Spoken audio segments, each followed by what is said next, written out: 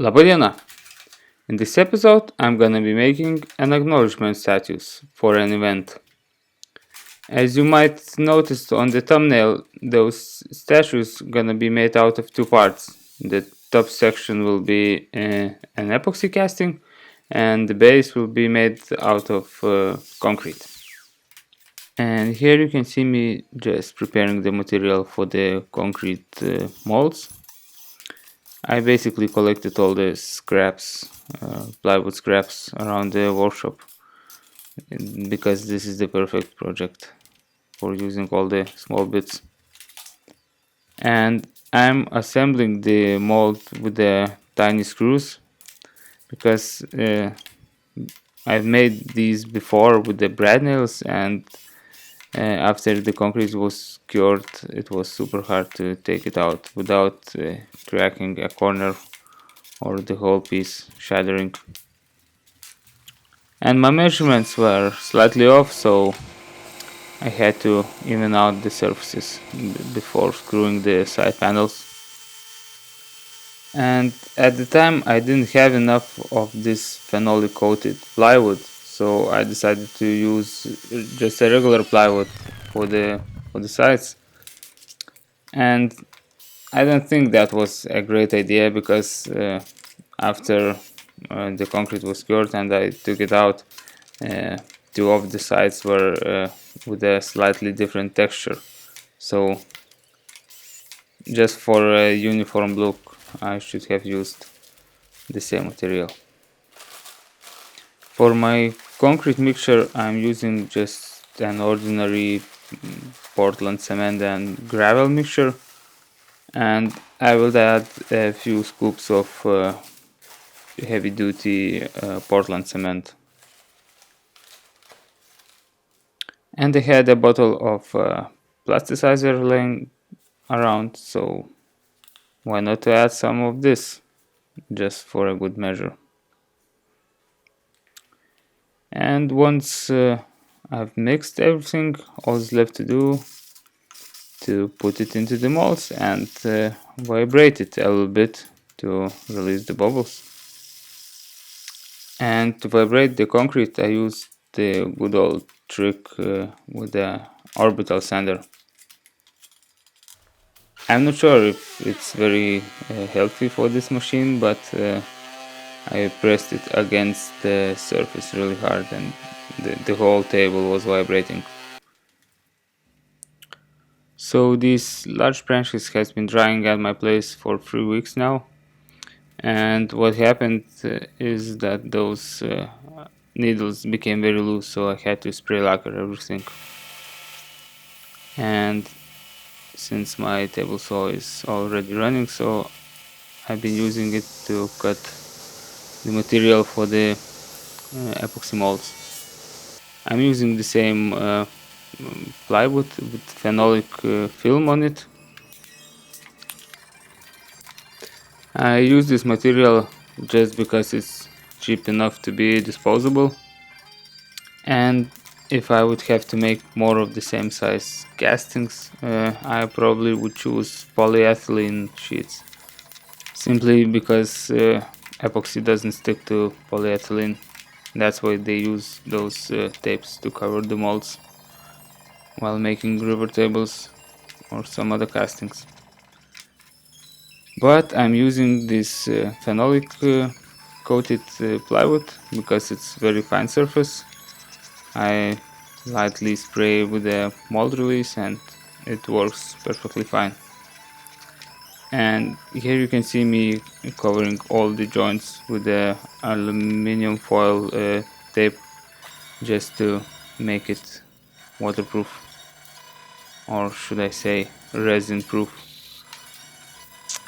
So here you can see me spraying that mold release.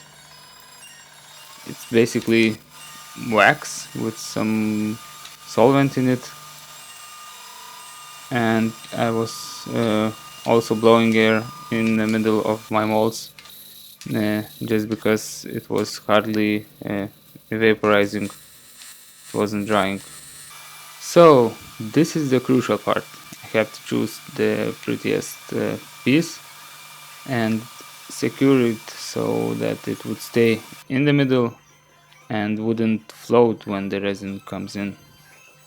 My technique is pretty simple, just gel CA glue with the activator.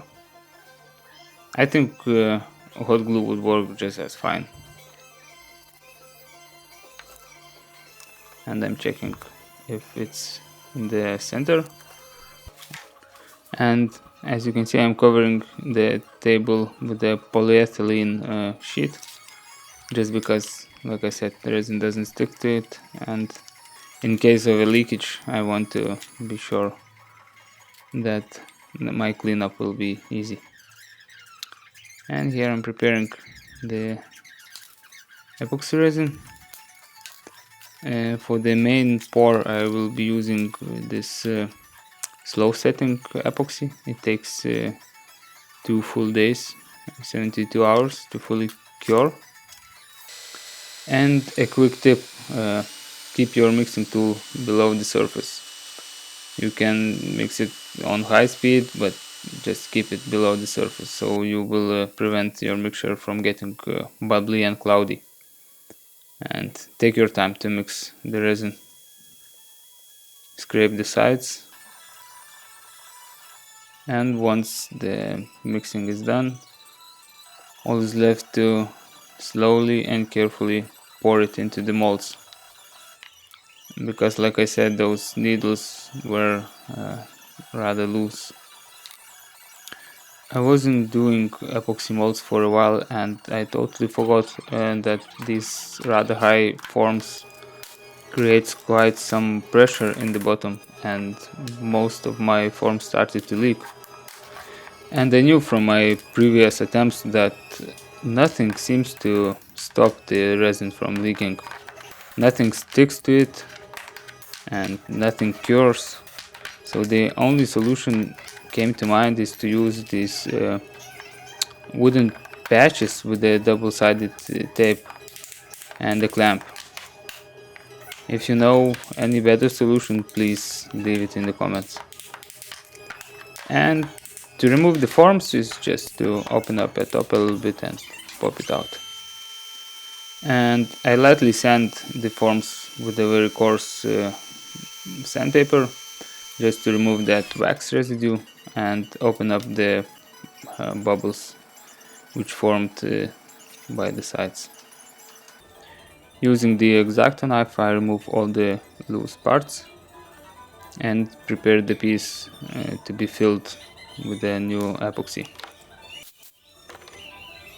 I make sure everything is clean, remove all the potential spots for the new bubbles to stick, and put the same aluminum tape to prevent it from leaking out. And that's it. Once all the forms are looked through, I mix a new batch of resin. I'm using the same brand, but with a different hardener, which cures in a day, so I would save some time. And if you're gonna use the same disposables cups, be very careful while mixing, because they seem to crack quite often. I use a torch afterwards to release the bubbles. Well, while the epoxy was curing, I decided it's about time to remove the bases out of their molds. These molds were sitting on my windowsill for 2 weeks now, so it's fully cured. And as you can see, those screws really worked wonders. No major chip out occurred. I just had to sand the top side to even out the surface. This is the side where I was pouring from, so it accumulated a slight cup, but it doesn't really matter. It will be a bottom on these pieces.